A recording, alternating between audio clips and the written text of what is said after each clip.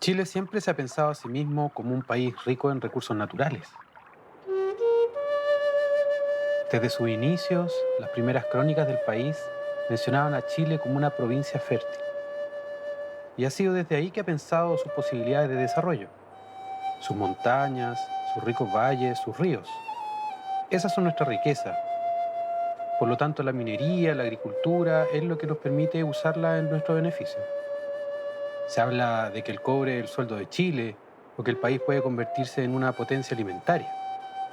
Y esa imagen no solo oculta las grandes desigualdades que están detrás de esa riqueza, sino que también ha hecho más difícil pensar en modelos alternativos, modelos de desarrollo que no impliquen la sobreexplotación de esos recursos naturales.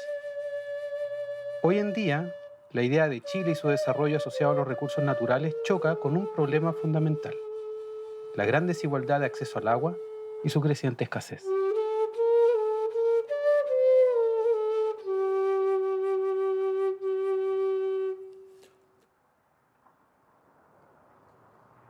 El agua es un bien vital para el consumo humano, para los ecosistemas, pero también es fundamental para la actividad económica y particularmente para las principales actividades económicas en Chile: la agricultura, la minería, la generación de energía.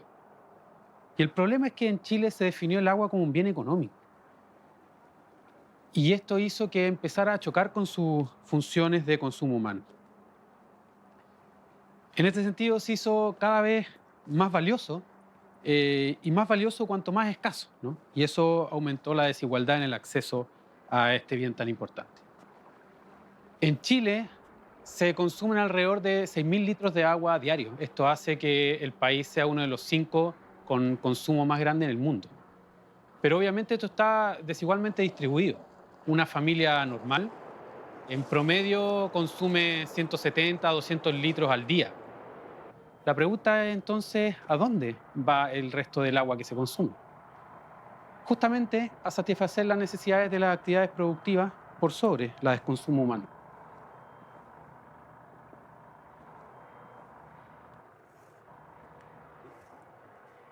Del total de agua que se consume en Chile, alrededor de tres cuartas partes lo ocupa la agricultura y el sector pecuario.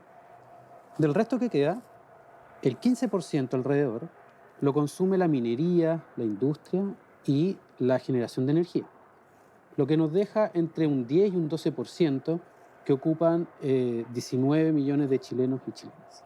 Ahora bien, esa parte también es extremadamente desigual. Una comuna rica de Santiago, por ejemplo Las Condes, puede llegar a consumir hasta 1.000 litros diarios de agua.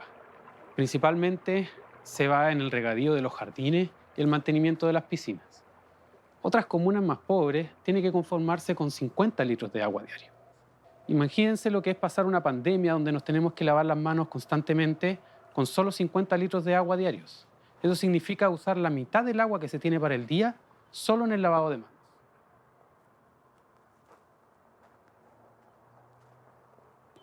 En la práctica se privatizó el agua. Y por otro lado, el Código de Agua estableció dos cosas. Se otorgaron derechos de agua a perpetuidad y gratis a quienes lo solicitaran. Y por otro lado, se separó la propiedad del agua de la propiedad de la tierra. Es decir, uno puede tener un terreno sin tener derecho a acceder a agua en él. Además de esto, el Estado no se quedó sin ningún rol. Tuvo un papel muy importante a través de, por ejemplo, subsidios para la generación de infraestructura de riego y para embalsar los recursos hídricos. Lo que provocó, por una parte, un tremendo boom en el sector agrícola, pero por otro lado también un proceso lento de acaparamiento y control del recurso hídrico. La palta se convirtió en un verdadero símbolo del proceso de escasez de agua.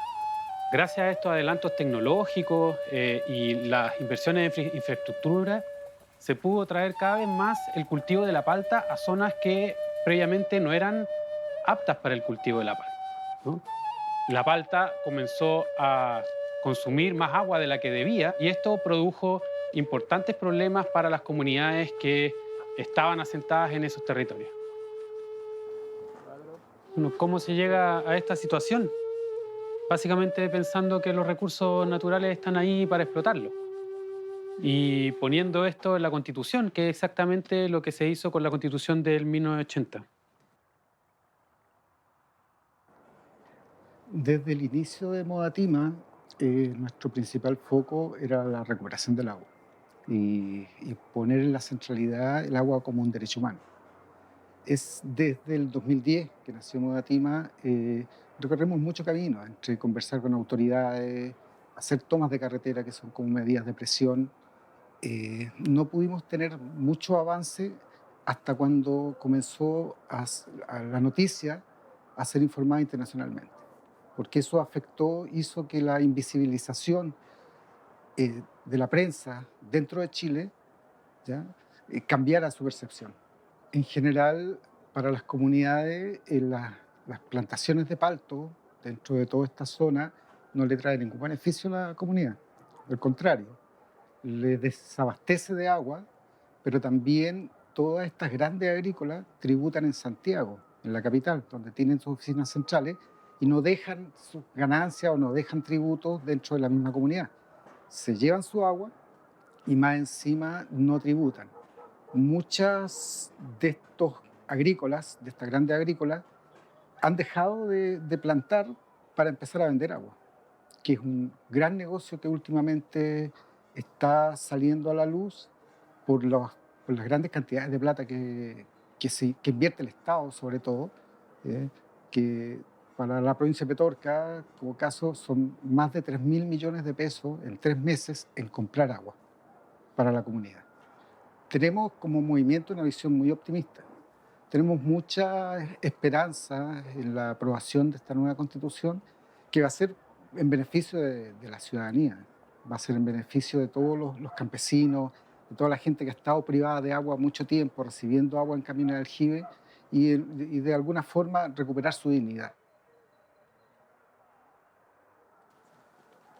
Cuéntame una cosa, ¿de dónde surge este eslogan, no es sequía, es saqueo? ¿Y qué significa?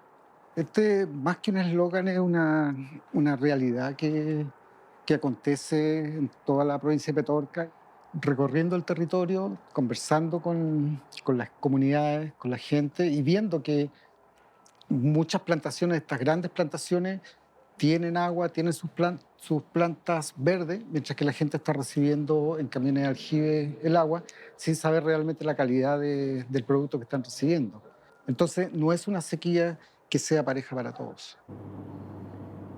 El hecho que el agua estuviera mercantilizada y se dieran los derechos de manera perpetua y gratis hizo que eventualmente se convirtiera en un gran negocio, tener agua, tener derechos de agua. Hubo un gran empresario que se le nombró como el zar del agua. Compró derechos, esperó a que llegaran empresas que necesitaban utilizar agua, empresas agrícolas, empresas hidroeléctricas, empresas mineras, y se hizo multimillonario sencillamente solicitando derechos de agua que se les dieron gratis, ¿no es cierto? Y esperando la oportunidad de mercado. Eventualmente, obviamente, los ríos se empezaron a secar y el precio del agua se fue haciendo cada vez más caro. En las zonas donde no había agua, esto también era un negocio. Surgió el tema de los camiones aljibe que abastecían a las zonas que no tenían agua y que también se transformaron en una industria pujante. Por lo tanto, el tener o no tener agua se transformó en un tremendo negocio. Y más aún, ¿no es cierto?, el hecho de que existiera escasez empezó a generar que incluso algunos productores incurrieran en lo que se ha denominado el robo del agua. Es decir, directamente construyendo drenes, construyendo canales para llevar agua a sus predios sin autorización y bajo ningún tipo de legalidad. Finalmente lo que esto hace es que el consumo humano está en el último lugar de prioridades. ¿Y para qué decir el consumo ecosistémico? Pensemos en un territorio donde ha pasado toda la vida un río. ¿Qué pasa con ese territorio cuando el río se seca?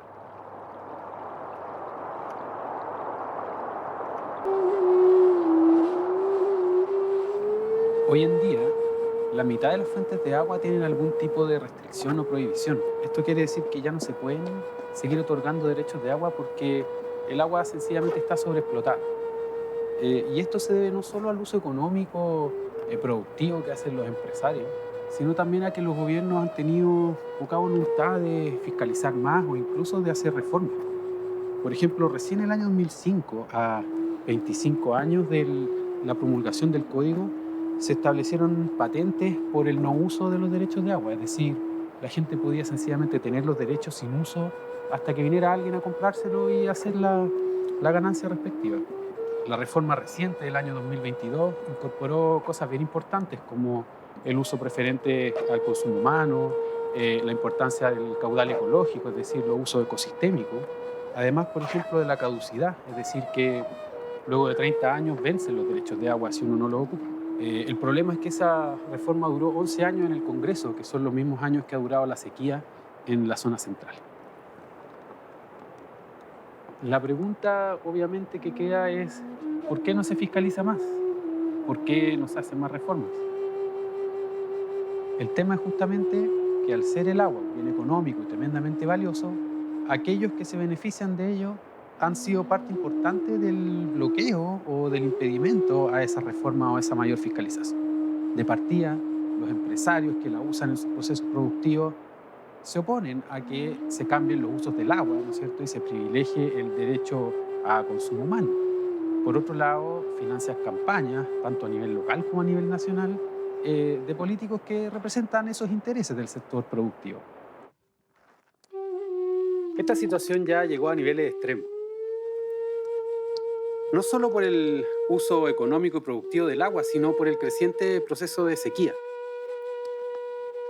Hoy en día, el 90% del territorio chileno está en sequía y la mitad de las comunas con algún tipo de decreto de escasez. Esto quiere decir dos cosas. Por un lado, los conflictos por el agua solo se van a acrecentar en la medida que se acreciente la escasez. Y con esto, el rol de distintos actores en la distribución y la gestión del agua. Por otro lado, el problema del agua está dejando cada vez más de ser un problema rural y se está transformando en un problema urbano, donde todas las personas están involucradas en esto.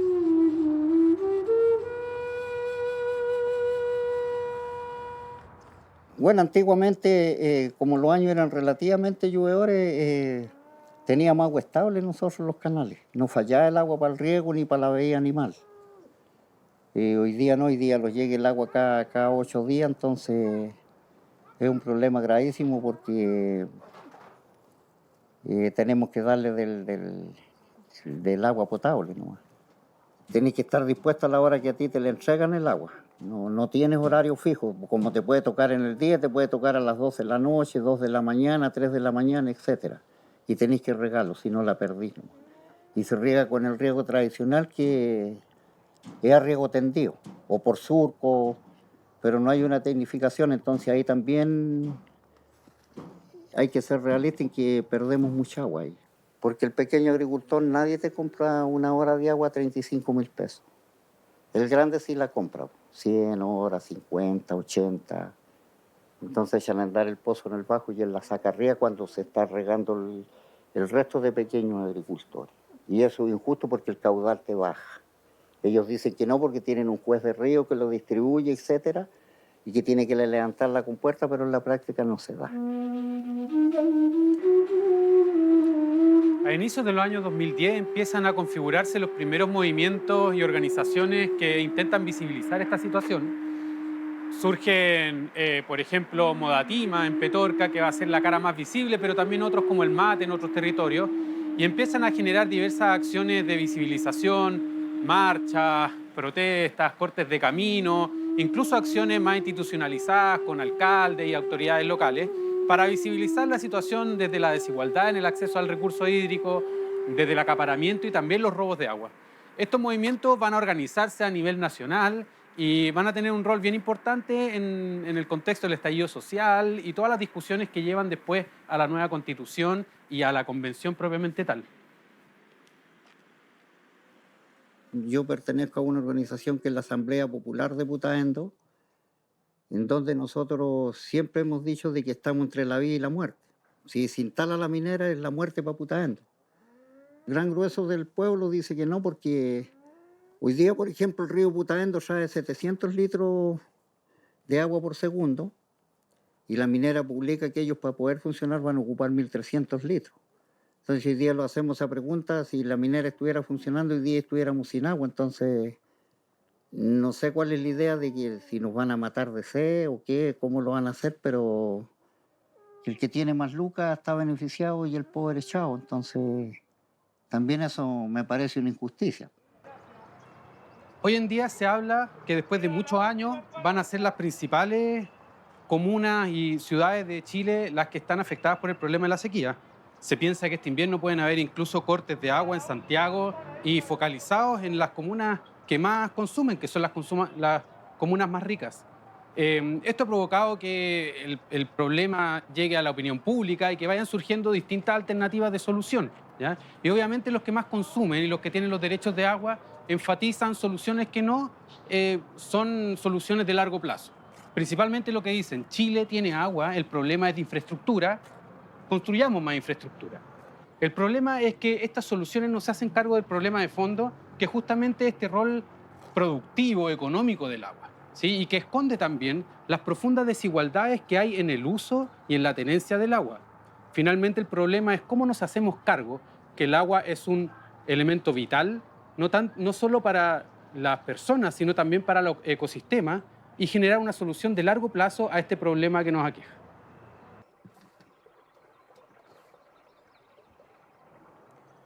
Cuéntame un poco de la PR, cómo funciona, cuánto tiempo lleva en esto.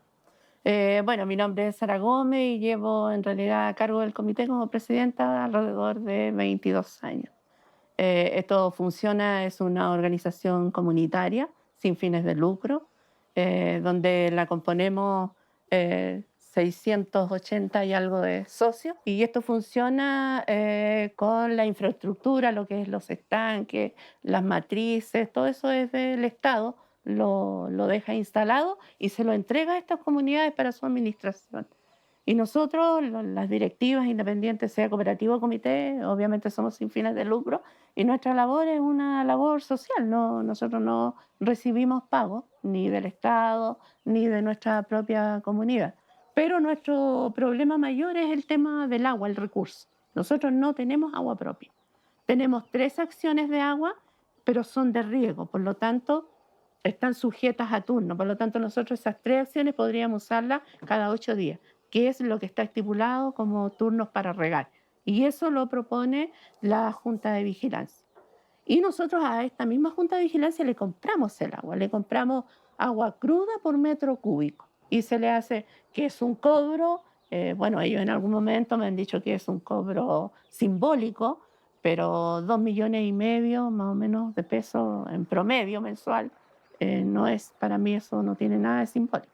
Porque también si yo creo que si no la pagamos, también no los cortan el agua, ¿ya? Ese es un tema. Ahora, ahí viene la mano del Estado, que de verdad en estos casos nos ha dejado solos. O sea, si nosotros somos irresponsables en pagarle el agua a la Junta de Vigilancia, lo más probable es que estas 3.000 personas que nosotros abastecemos de agua queden sin agua. Entonces, claro, a toda esta problemática de que el agua tiene dueño en el fondo, el agua tiene dueño y está entregada a los regantes por escritura pública. Entonces, la única forma que el Estado puede decir es o la expropia, o él la paga, o él nos subvenciona este gasto que nosotros hacemos, ¿ya? Porque en el fondo, la Junta de Vigilancia aquí vende, a nosotros nos vende 12 litros por segundo, a la sanitaria Val también le vende 25 litros por segundo. Entonces, es un tema súper complejo ser presidenta. Y de hecho uno no está aquí porque uno es bonita, porque es simpática. No, está porque nadie quiere tomar estos cargos. Nadie los quiere tomar. Y hay gente que me ha dicho, sí, yo les voy a ayudar, me voy a inscribir y están 3 meses y dicen, no, sería, hasta luego, no. Entonces, porque es mucha responsabilidad tremenda. Viene el servicio de salud, si encuentra algo que no está bien, tienes que repararlo rápido, en días. Ahora, con esta nueva ley va a ser peor porque ni siquiera vamos a estar sujetos al servicio de salud. Vamos a estar sujetos a la superintendencia de servicios sanitarios. En cambio, que nosotros no somos una sanitaria, somos un agua potable rural, casi algo doméstico. Aquí no hay un gerente, aquí no tenemos un ingeniero.